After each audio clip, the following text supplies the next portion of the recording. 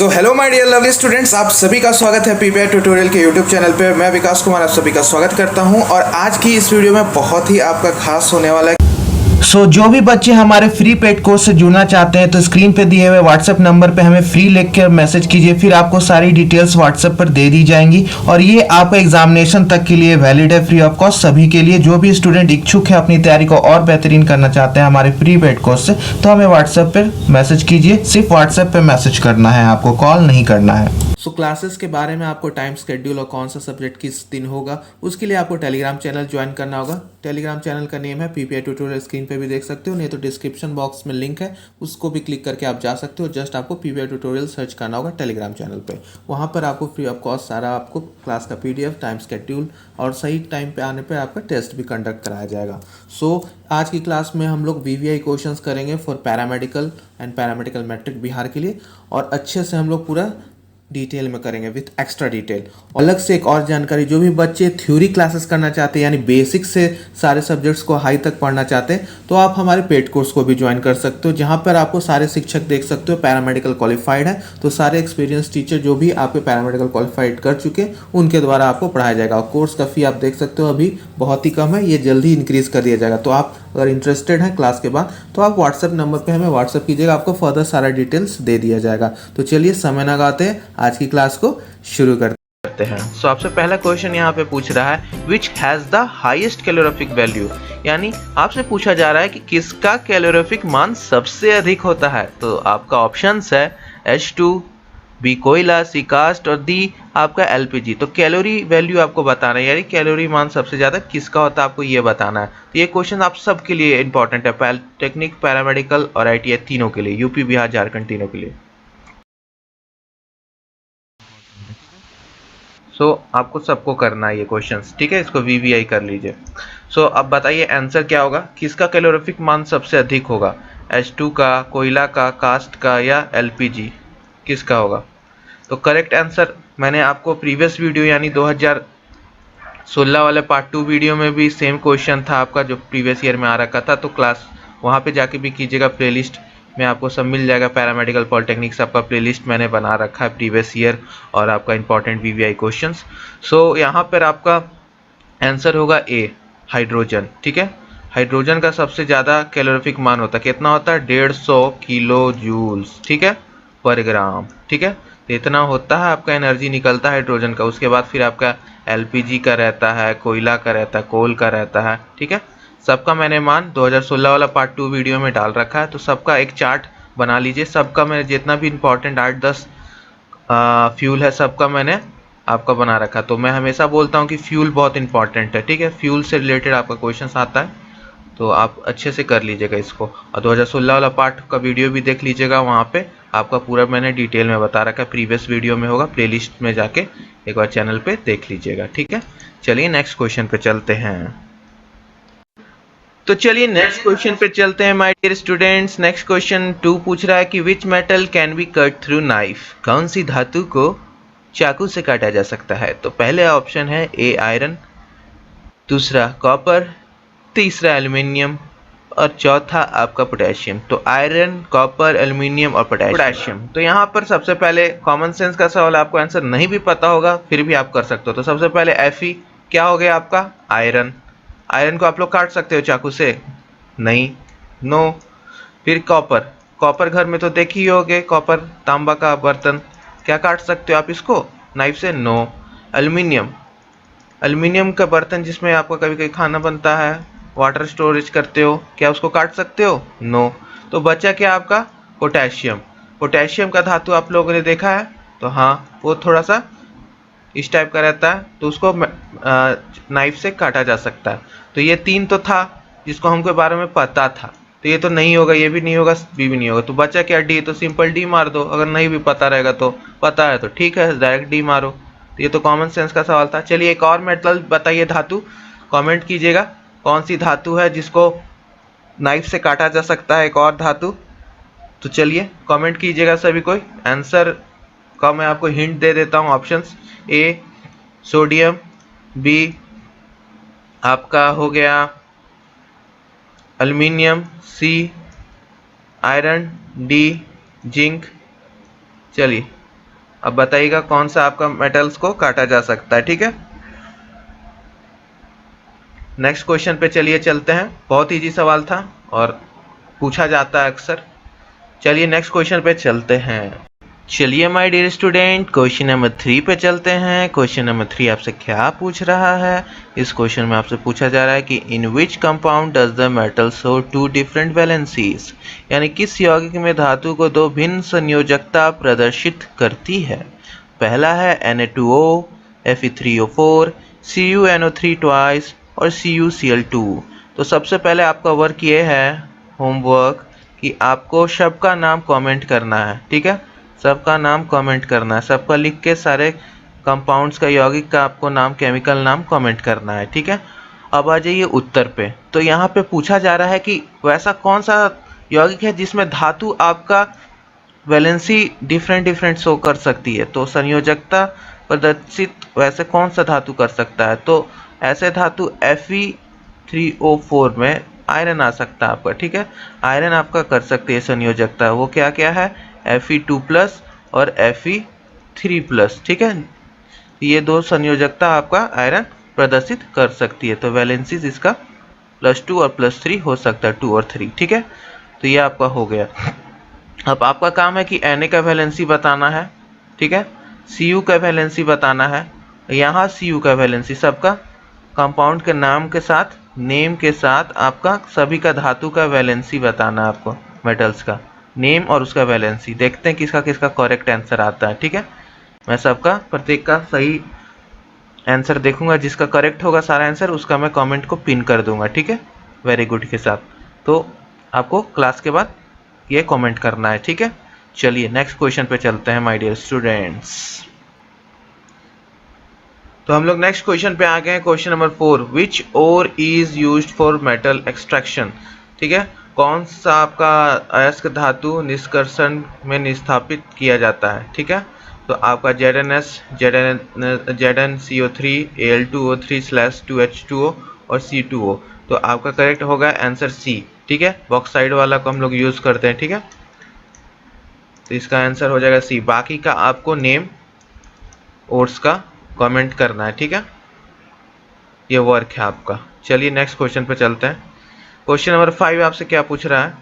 Question number 5 आपसे पूछ रहा है this ore is not selected for the extraction of Fe। ये दोनों क्वेश्चन आपका चैप्टर नंबर शायद 6 का है, general principle of isolation of elements, class 12 का, ठीक है। तो वहां से आपको ये पूछा जा रहा है। तो यह Fe के निष्कर्षण के लिए नहीं चुना जाता है। तो Fe2O3, Fe3O4, FeCO3 और FeS2। तो करेक्ट होगा D आपका, यानी FeS2। मतलब इसको हम लोग नहीं यूज करते, आयरन इससे नहीं निकाला जाता है। और इसका नेम क्या है आपका? फेरस डाइसल्फाइड, ठीक है। ये आपका करेक्ट आंसर हो गया D। तो आपका बाकी तीनों का नेम आपको कमेंट करना है, ठीक है। इतना आपको आज शायद ज़्यादा वर्क हो गया होगा, कमेंट्स आपको ज़्यादा दे रहा हूँ मैं देने के लिए, लेकिन आपको करना है, ठीक है। ये आपका वर्क है, सबका नाम आपको कमेंट करना है। चलिए नेक्स्ट क्वेश्चन पे चलते हैं। चलिए नेक्स्ट क्वेश्चन पे आ जाते हैं। Which alloy contains more percentage of aluminium, ठीक है। कौन सा मिश्र धातु आपका सबसे ज़्यादा एल्यूमिनियम परसेंटेज में पाया जाता है? तो मैग्नीशियम, बी ब्रास, सी शोल्डर, डी स्टील, ठीक है। सो आपका सही उत्तर कौन सा होगा? किसमें एल्यूमिनियम की मात्रा परसेंटेज सबसे ज़्यादा पाई जाती है? तो ये एलॉयज का क्वेश्चन है। एलॉयज यानी मिश्र धातु का आपका क्वेश्चन है। ये आपको बताना है किसमें। तो सबका देख लेते हैं। मैग्नीशियम, इसमें होता है आपका 5% मैग्नीशियम और 95% Al। ब्रास में यानी पीतल में आपका होता है आपका 80% कॉपर प्लस 20% आपका जिंक। शोल्डर में आपका 50% होता है Pb और 50% होता है Sn, ठीक। और D आपका होता है स्टील। स्टील में आपका क्या होता है? Iron, carbon, phosphorus, manganese. और स्टेनलेस स्टील में क्या होता है आपका? क्रोमियम प्लस निकेल, ठीक है। क्रोमियम आपका मान के चलिए 18% और निकिल आपका 8%। ये स्टेनलेस स्टील का मैं बता रहा हूँ। नॉर्मल स्टील में 98% आयरन रहता है, बाकी सब 2% में ये सब। सो करेक्ट आंसर क्या निकला? मैग्नीशियम। ठीक है, तो आपका ए सही उत्तर है यहाँ पे। तो एलॉयज आप सभी याद कर लीजिएगा, brass, steel, solder, gun metal, bell metal, ये सब आपको सब याद होना चाहिए। ठीक है, करेक्ट आंसर आपका यहाँ पे क्या हो गया? ए। ठीक है, चलिए नेक्स्ट क्वेश्चन पे चलते हैं। नेक्स्ट क्वेश्चन आपसे क्या पूछ रहा है? Question number 7, which of the following does not show allotropy? निम्नलिखित में से कौन सा आपका अपरूपता नहीं दिखलाता है? आपका ऑप्शन है सल्फर, बी ऑक्सीजन, सी फॉस्फोरस, एफ फ्लोरीन यानी डी फ्लोरीन। सो एलोट्रॉपी का मतलब क्या होता है? एक से अधिक फॉर्म में किसी भी तत्व का प्रेजेंस होना। तो सल्फर, ऑक्सीजन, फास्फोरस और फ्लोरीन। तो सल्फर आपका यस, ये एलोट्रॉपी शो करता है। For example S3, S4, S5, S6 इतने सारे फॉर्म्स में ये एग्जिस्ट करता है। ऑक्सीजन, तो हाँ ऑक्सीजन भी आपका है, O2, O3, ये सारा आपका ऑक्सीजन, O4 टेट्रा ऑक्सीजन भी आपका रहता है, तो ये भी आपका एलोट्रॉप। फास्फोरस, तो जी हाँ फास्फोरस भी हम लोग पढ़ रखे हैं, white, red and black phosphorus, ये 3 टाइप का फास्फोरस हम लोग देख रखे हैं। अब आपसे यहाँ प्रश्न है कि कौन सा आपका फास्फोरस यूज होता है माचिस में, मैच बॉक्स में आपका बनाने में, माचिस की तीली में कौन सा फास्फोरस यूज होता है? ठीक है, अब आ जाइए फ्लोरीन। तो fluorine no, fluorine just fluorine exist करता है, इसका कोई एलोट्रॉप नहीं होता है, तो आपका करेक्ट डी हो जाएगा फ्लोरीन। तो फ्लोरीन आपका एलोट्रॉपी शो नहीं करता, अपरूपता नहीं दिखलाता है, तो ये आपका हो गया सही उत्तर। ठीक है, तो एलोट्रॉपी के ऊपर आपका आता है और ये क्लास 10 से आप कह सकते हो आया है, या आपको SPDF ब्लॉक वाले को चैप्टर से भी आपका P ब्लॉक से आपका ये आया है क्वेश्चन। ठीक है, तो चलिए नेक्स्ट क्वेश्चन पे चलते हैं। नेक्स्ट प्रश्न पे चलते हैं। नेक्स्ट प्रश्न आपसे क्या पूछ रहा है? Which is usually kept in water? कौन सा आपका जनरली सामान्यतः जल में ही रखा जाता है? सो आपके ऑप्शन है ए सोडियम, बी श्वेत पोटेशियम फास्फोरस यानी white phosphorus, D red phosphorus और डी सल्फर। तो A sodium, B white phosphorus, C लाल फास्फोरस, डी सल्फर। कौन सा आपका वाटर में रखा जाता है? तो आपका जो वाइट फास्फोरस है, वाइट फास्फोरस, उसको हम लोग रखते हैं वाटर के अंदर। क्यों? क्योंकि ये हाईली रिएक्टिव है, ठीक है, हाईली रिएक्टिव है और 30 डिग्री के ऊपर ये जल्दी ही मॉइस्ट यानी एयर में आपका जलने लगता है। ठीक है, एक्सोथर्मिक रिएक्शन, इसलिए इसको हम लोग स्टोर करके रखते हैं अंडर वाटर। ठीक है, पानी के अंदर। ठीक है, इग्नाइट्स हो जाता है 30 डिग्री मॉइस्ट एयर में आते ही, इग्नाइट्स। तो बात समझ में आई? इसलिए इसको एयर से बचाने के लिए, टू प्रिवेंट एक्सपोजर, हवा का बचाने के लिए इसको हम लोग पानी में रखते हैं, स्टोर अंडर वाटर। ये था। ठीक है, सोडियम को किस में रखते हैं? तो केरोसिन ऑयल में, ठीक है, केरोसिन के अंदर रखते हैं। ठीक है, नेक्स्ट क्वेश्चन पे चलते हैं। नेक्स्ट क्वेश्चन पे चलते हैं। क्वेश्चन नंबर नेक्स्ट क्या है? Which is called super phosphate. ठीक है, कौन एक सुपर फॉस्फेट कहलाता है? ठीक है, आपका ऑप्शन है NaH2PO2, बी आपका ऑप्शन है Ca3PO4 ट्वाइस, थर्ड ऑप्शन है CaH2PO4 ट्वाइस और डी है आपका H3PO4। तो आपको बताना सुपर फॉस्फेट किसे कहते हैं। सुपर फॉस्फेट है क्या? पहले सुपर फॉस्फेट एक फर्टिलाइजर है, पहला फर्टिलाइजर से जिसको हम लोग यूज करते थे, ये फर्टिलाइजर है। ठीक है, फर्टिलाइजर हम लोग इसको कहते हैं। इसका फॉर्मूला क्या है आपका? H2PO4 ट्वाइस डॉट H2O, ठीक है, यानी ऑप्शन नंबर सी। अब यहाँ पे आपको पता चल गया सुपर फॉस्फेट क्या है, एक फर्टिलाइजर है, ये भी पॉइंट नोट कर लीजिएगा कि सुपर फॉस्फेट क्या है, तो फर्टिलाइजर है, ठीक है। अब ए क्या है, बी क्या है और सी क्या है, इसका केमिकल नेम आपको बताना है, ठीक है, कमेंट करके, ठीक है। आज का होमवर्क ज़्यादा है, ठीक है। चलिए नेक्स्ट क्वेश्चन पे चलते हैं। चलिए आज का आखिरी प्रश्न देख लेते हैं, प्रश्न नंबर 10। प्रश्न नंबर 10 आपसे क्या पूछ रहा है माय डियर स्टूडेंट्स, यहाँ आपसे पूछा जा रहा है कि सिल्वर ग्लैंस क्या है, यानी सिल्वर ग्लैंस क्या है, Ag2S, AgCl, AgNO3 या आपका AgBr। तो आपको बताना है सिल्वर ग्लैंस क्या है।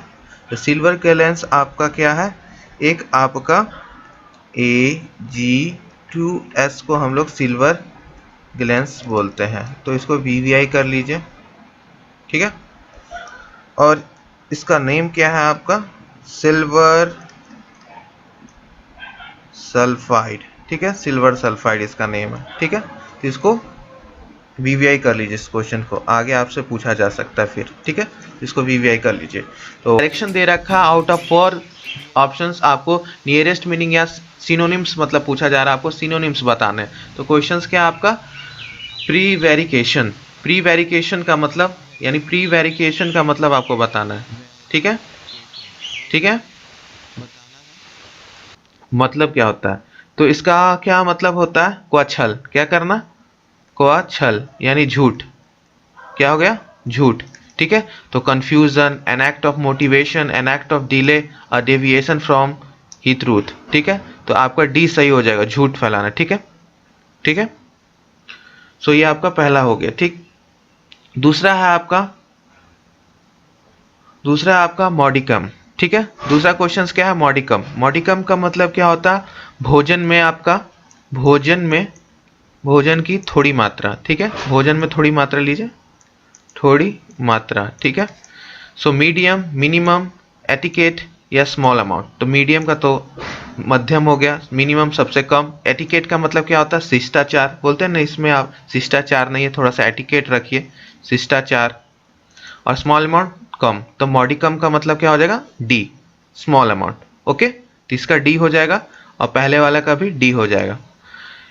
थर्ड क्वेश्चन, इनीमेकल, यानी इमीमेकल का मतलब क्या होता है, विरोधी, क्या होता है इसका मतलब, विरोधी, अपोनेंट, क्या होता है, opponent. So critical, hostile, obvious, pretentious, क्या हो जाएगा इसका मतलब, बता दीजिए, इसका मतलब क्या हो जाएगा आपका, तो हॉस्टाइल, विरोधी का मतलब सेम मीनिंग पूछ रहा है, तो हॉस्टाइल, विरोधी, ठीक है, अपोनेंट। तो इसका आ जाएगा बी, ठीक है, डी, डी और बी, ओके। नेक्स्ट क्वेश्चन पे चले माय डियर स्टूडेंट्स, ये सारे क्वेश्चंस बहुत इजी थे आपके, हाँ। नेक्स्ट क्वेश्चन पे चलिए चलते हैं जी। सो नेक्स्ट क्वेश्चन आपसे पूछ रहा है, डायरेक्शन दे रखा है, out of the 4 option choose the one option in the meaning to the given word, ठीक है, अपोजिट मीनिंग, ठीक है, अपोजिट। रैम्पेट, रैम्पेट का मतलब क्या होता है आपका, रैम्पेट का मतलब होता है आपका अनकंट्रोल, बहुत बुरी तरह का से, वाइल्ड नहीं बोलते कि थिप चोरी और डकैती बढ़ चुकी है इस जगह पे, तो वही है कि अनकंट्रोल हो चुकी है, वाइल्ड और आउट ऑफ कंट्रोल, इसका मतलब होगा हमारे कंट्रोल से बाहर है वो, ठीक है। तो कंट्रोल्ड, अनरिस्ट्रेन्ड, विस्पर्ड, अनचेक्ड। तो इसका अपोजिट मीनिंग, अनकंट्रोल का मतलब क्या हो जाएगा, कंट्रोल। तो ए ऑप्शन आपका सही हो जाएगा, ठीक है। नेक्स्ट क्वेश्चन पे चलते हैं, लेकेडेसिकल, लेकेडेसिकल, ठीक है, लेकेडेसिकल का मतलब क्या होगा आपका, डिसइंटरेस्ट, लेजी, इंथुजियास्टिक, रेडी। आपको बताना है लेकेडेसिकल का मतलब क्या होगा, ठीक है, तो आप मतलब बता दीजिए। तो इसका मतलब क्या होता है, भावुक, क्या होता है, भावुक, ठीक है। तो भावुक का अपोजिट मतलब क्या हो जाएगा, कोई भावुक है तो उसको इंथुजियास्टिक कर दीजिए, ठीक है, जोश और पूरा एनर्जी, पॉजिटिव एनर्जी से फुल्ड, ठीक है। तो ये आपका सी हो जाएगा ऑप्शन करेक्ट, ठीक है। इक्वानिमिटी, ठीक है, इक्वानिमिटी का मतलब क्या होता है, समभाव, जैसे इक्वालिटी, समभाव। तो समभाव, एंजाइटी, हेस्टेड, कंपोजर, अनडिस्ट्रीब्यूटेड, क्या हो जाएगा इसका मतलब, एंजाइटी, ठीक है। एंजाइटी इसका अपोजिट मतलब हो जाएगा, ठीक है, ठीक है। तो इसका हो गया आपका ए। तो ये था आपका क्वेश्चंस। नेक्स्ट क्वेश्चन पे चले, कितने अच्छे अच्छे क्वेश्चन पूछ रहा है। From the following choose the correct option. His phenomenal success shows that he has got the Midas touch, fabulous wealth, superhuman equality, able to succeed in all projects, acquaintance and resource।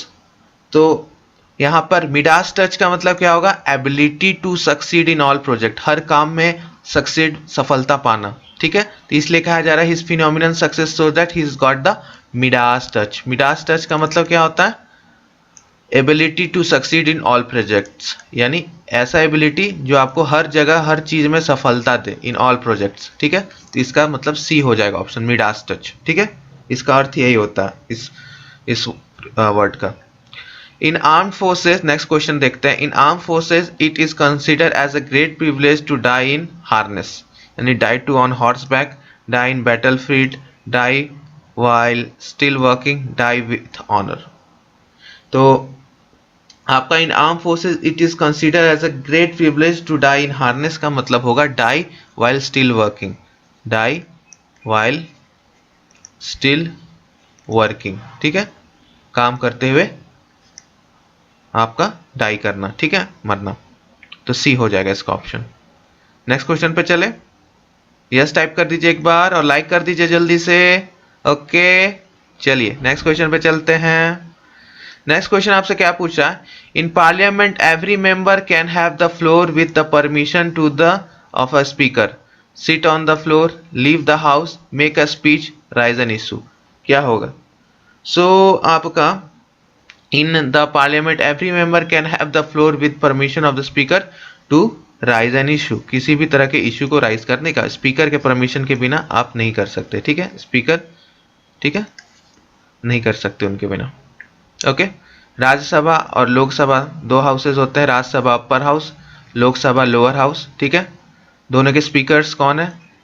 Rajya Sabha के तो vice president होते हैं, कौन है name दे दीजिएगा। लोकसभा के अभी कौन से आपके स्पीकर हैं, ये भी नाम दे दीजिएगा। देखते कौन जीतता है कमेंट बैटल में, बॉयज की गर्ल्स, ठीक है। ओके, चलिए नेक्स्ट क्वेश्चन पे चलते हैं। डायरेक्शन, जिनको नहीं दिखेगा क्वालिटी बढ़ा लीजिए अब वीडियो का, ठीक है, 480p पे कर लीजिए, नहीं तो 720। Fill in the blanks, choose the correct word from the given option. अब फिल इन ब्लैंक्स करना है। In the Buddhism it is impossible to keep ethics and psychology dash from one another because they fill the blanks at so many places, ठीक है। तो in आपका Buddhism it is impossible to keep ethics and psychology away, away यानी away हो जाएगा from one another because दे को exist at many points, away and को exist, ठीक है। तो आपका ऑप्शन नंबर ए हो जाएगा, ठीक है, बी सी डी नहीं होगा क्योंकि यही सही है। सेकंड है, there are many dash association working for the upliftment of the downtrodden, downtrodden मतलब नीचे वालों का। सो इसमें क्या होगा, ह्यूमेन, फ्रेंडली, मर्सीफुल, फिलैंथ्रोपिक। तो दे आर मैनी फिलैंथ्रोपिक, क्या हो जाएगा, फिलैंथ्रोपिक। जैसे बोलते हैं Ratan Tata is a philanthropist, ठीक है। सो आपका फिलैंथ्रोपिक, ठीक है, D option is correct. Dash few student who read for knowledge do not care for dash results. तो यहां हो जाएगा a few student who read, a few student क्योंकि ए और फ्यू एक साथ लगता है, a few student who read for knowledge do not care for the results, ठीक है। क्या हो जाएगा, दी रिजल्ट्स। तो यानी आपका बी ऑप्शन, ठीक है। और यहाँ पे द हो जाएगा, अ few student who read for the knowledge does not care for the results, ठीक है। तो यहाँ पे तीन था आपका, यहाँ पे हो जाएगा ए, यहाँ पर भी फिल इन ब्लैंक्स है तो द, और यहाँ पर भी द, ठीक है। आर्टिकल के ऊपर ये क्वेश्चन था, आर्टिकल अच्छे से कर लीजिएगा, ठीक है। A few student who read for the knowledge do not care for the results, ठीक है। I appeal to you fill the blanks, mercy fill the blanks on the prisoner. So इसमें क्या हो जाएगा, जल्दी बता दीजिए। हाँ, इसमें क्या हो जाएगा आपका, हाँ, तो इसका आपका क्वेश्चन होगा I appeal to you to you mercy on the prisoner. I appeal for mercy for on the prisoner. ये थोड़ा सा क्वेश्चंस मिस्टेक्स लग रहा है. ठीक है, I appeal to you for mercy in the blanks on the prisoner. ठीक है, तो इसमें ऑलरेडी ऑन यूज कर रखा है. ठीक है, तो ये थोड़ा सा क्वेश्चंस में डाउट है मेरे को. ठीक है, इसको बाद में दिखाया जाएगा, इसको छोड़ दीजिए अभी, इसमें एम्बिग्विटी है मुझे अभी. ठीक है, direction. In the given question choose the correctly spelled word. Dictionary, dictionary, dictionary, dictionary. क्या होगा सही स्पेल्ड वर्ड बता दीजिए. तो आपका हो जाएगा डिक्शनरी. हाँ, डिक्शनरी हो जाएगा. DICTIONARY, डिक्शनरी, यानी ऑप्शन नंबर ए. और दूसरा है हाइट. Height, height, height. ये तो सिंपल सिंपल सी दिख रहा है, HGIGST, हाइट. ठीक है, ओके. हाँ, ठीक है. सो यहाँ पे आपको कैसा लगा क्लास. और यहाँ पे एक वर्ड्स मीनिंग्स का मतलब कुछ आपको बता दूं. जैसे डाउन ट्रोडन. डाउन ट्रोडन का मतलब क्या होता है आपका, कुचलना. ठीक है. फिलैंथ्रोपी का मतलब क्या होता है आपको पता ही है. अपलिफ्टमेंट मतलब उनके उद्यान के लिए. ये सब आपको करना होगा. ठीक है, अच्छे से. हाँ, ठीक है. तो कैसा लगा आज का क्लास कमेंट करके बताइएगा. बाकी फिजिक्स, केमिस्ट्री, बायोलॉजी और इंग्लिश का पूरा प्रीवियस ईयर मैंने लगभग कंप्लीट करा दिया है. पैरामेडिकल और पैरामेडिकल मैट्रिक यानी डेंटल का भी. तो अच्छे से प्लेलिस्ट में जाके पैरामेडिकल के नाम से प्लेलिस्ट होगा, चैनल पे कर लीजिएगा. ठीक है, मिलते हैं फिर नेक्स्ट क्लास में. Bye bye and keep studying my lovely dear students. मिलते हैं.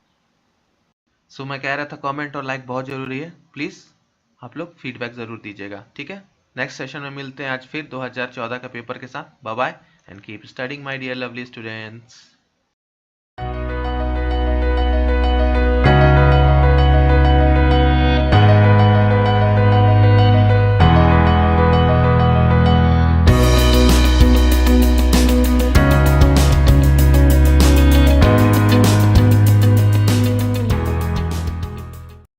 Hello, my